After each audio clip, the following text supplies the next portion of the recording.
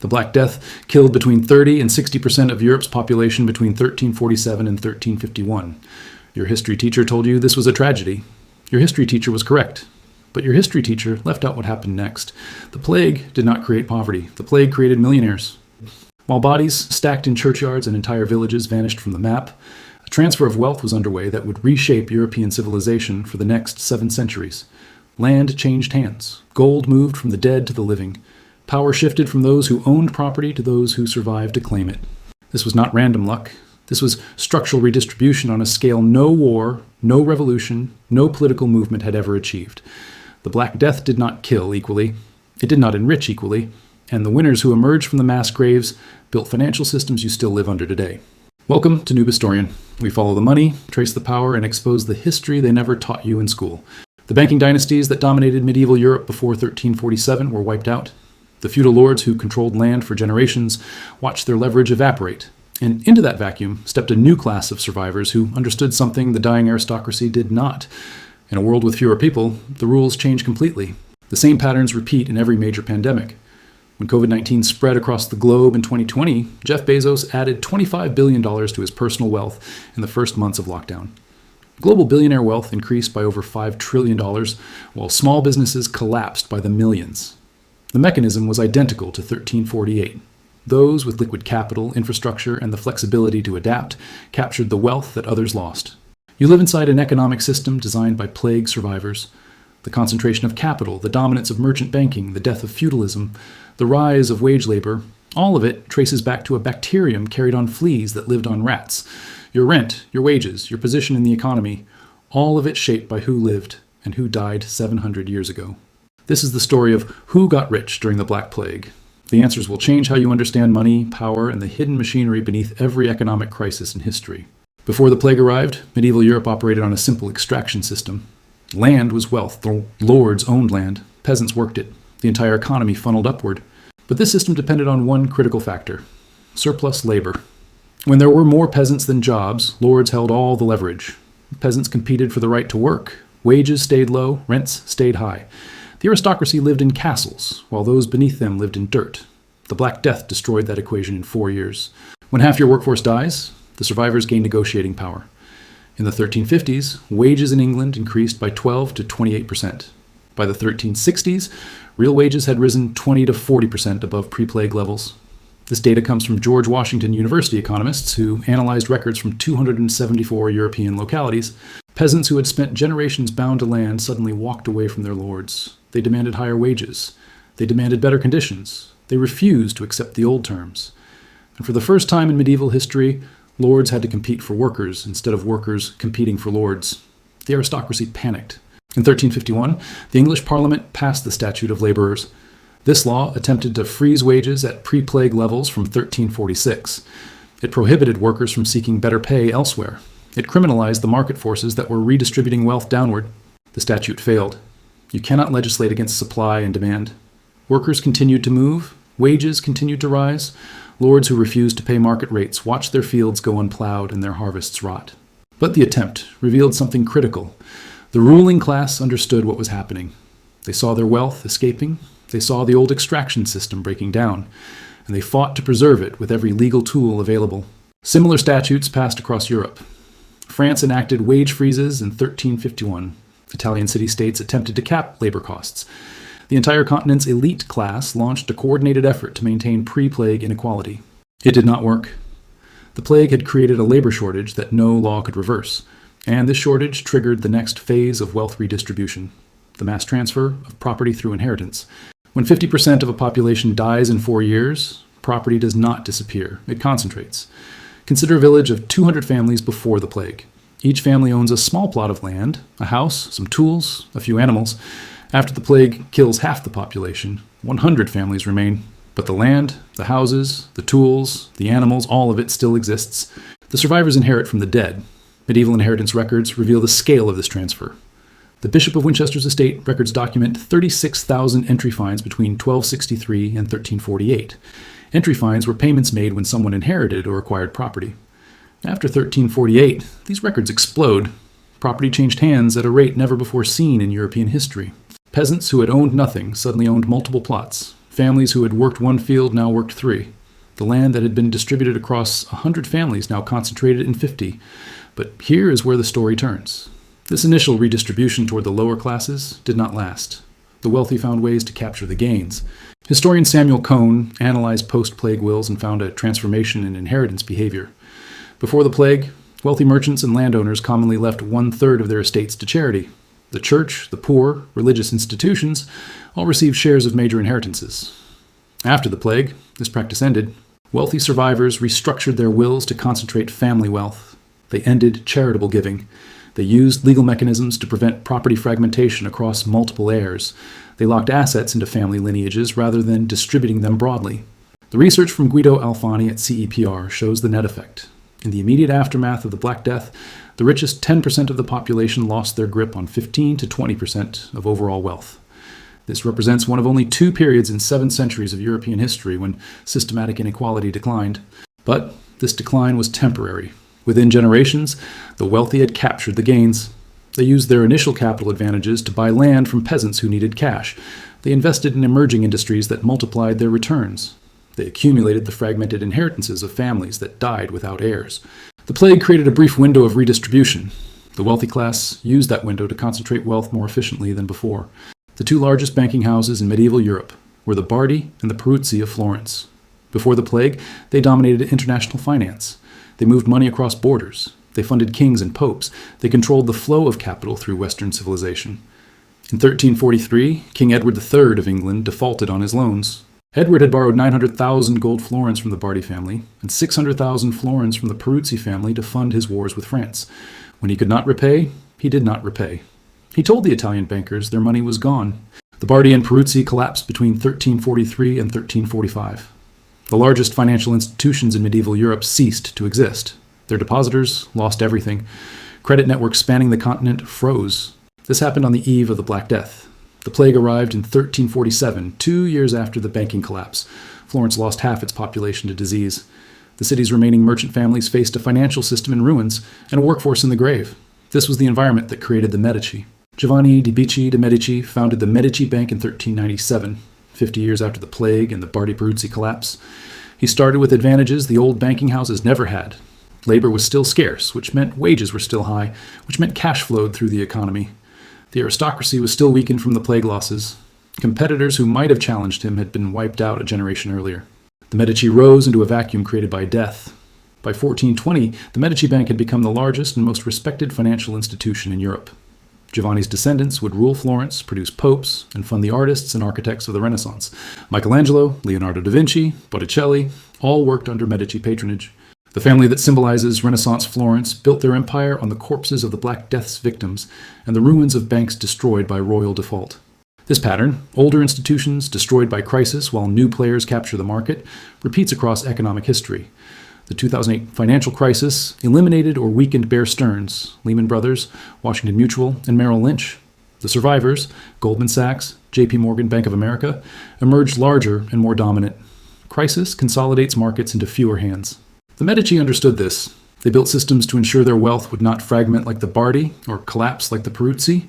They invented or perfected financial innovations still used today, including improvements to double-entry bookkeeping and the modern system of debits and credits. The Black Death did not create the Medici, but it created the conditions where a family with capital, timing, and strategic vision could dominate European finance for a century. The wealth redistribution of the Black Death created winners at every level. Surviving peasants earned more, surviving merchants inherited more, surviving entrepreneurs faced less competition. For a brief period, economic opportunity expanded for everyone who lived through the plague. But redistribution always triggers backlash. The Statute of Laborers in England was one response. When legal measures failed to hold wages down, the ruling class turned to taxation. In 1381, the English crown imposed a poll tax to fund ongoing wars with France. This tax hit the newly prosperous peasant class hardest. The result was the Peasants' Revolt of 1381. Led by figures including Wat Tyler and the radical preacher John Ball, peasants from rural areas south of London marched on the capital. They burned property records that documented their obligations to lords.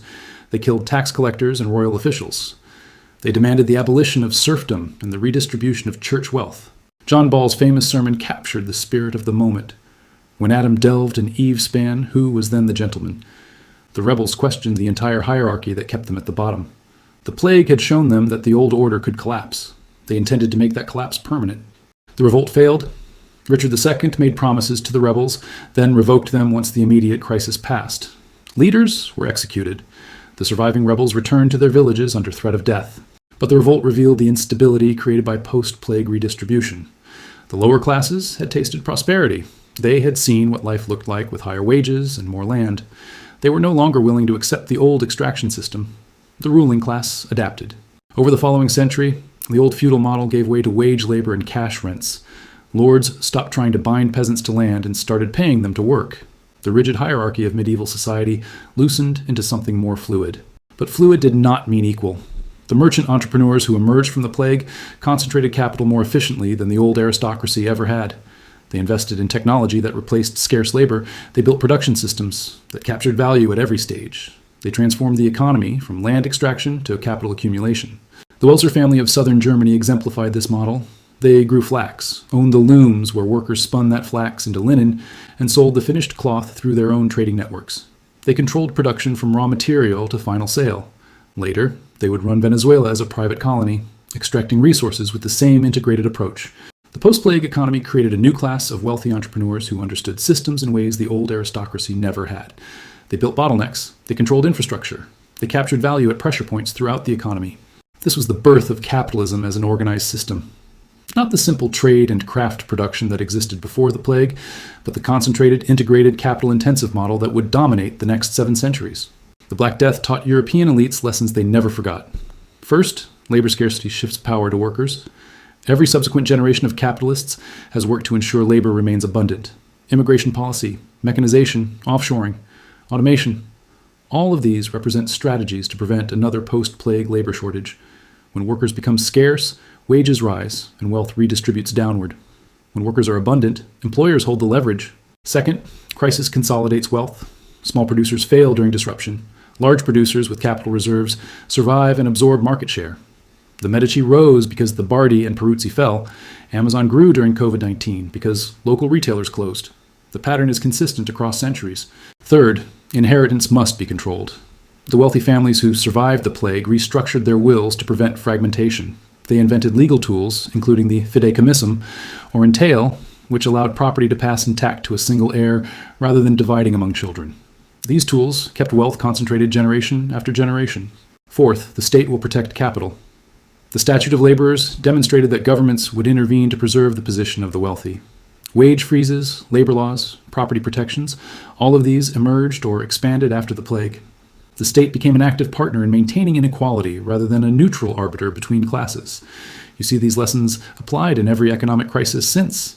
The 2008 financial collapse destroyed small banks and consolidated the industry into fewer, larger institutions. The COVID-19 pandemic transferred over $5 trillion to the global billionaire class, while small businesses collapsed. Inheritance laws in most developed nations continue to protect family wealth from fragmentation across generations. Governments intervene to bail out large corporations, while small businesses receive limited support. The system designed by plague survivors remains operational. The Italian economist Guido Alfani has documented that the post-plague wealth redistribution was one of only 2 periods in 7 centuries where inequality systematically declined in Europe. The other was the period following the world wars of the 20th century. Both required catastrophic death tolls to shift the distribution of wealth. This tells you something about the durability of wealth concentration. Once capital accumulates at the top, it stays there. Legal structures, inheritance patterns, political influence, market power, all of these work to maintain the position of those who already have wealth. Only mass death has proven sufficient to disrupt the pattern. The implications for your life are direct. Your position in the economy traces back through chains of inheritance, advantage, and extraction that began in the plague years. The merchant families who accumulated capital in the 1350s and 1360s funded the enterprises that funded the banks, that funded the corporations, that fund the economy you work within today. The legal structures they created to protect their wealth remain active, modified, but recognizable. The Medici Bank closed in 1494, but the banking system it helped create, the double-entry bookkeeping, the transfer of funds across borders, the connection between finance and political power, all of this continues. You pay rent to landlords whose property rights derive from systems stabilized after the plague. You earn wages set by labor market dynamics, first analyzed during the post-plague labor shortage. The Black Death killed tens of millions. It also created the financial infrastructure of the modern world. Giovanni Villani was a Florentine chronicler who documented the events of his time in a work called the Nuova Cronica. He recorded the collapse of the Bardi and Peruzzi banks. He described the plague as it arrived in Italy. He watched the world transform around him. Villani died of the plague in 1348 while still writing his chronicle.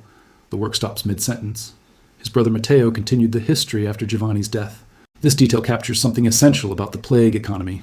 Those who recorded history were themselves subject to history. The survivors wrote the accounts. The survivors decided what mattered.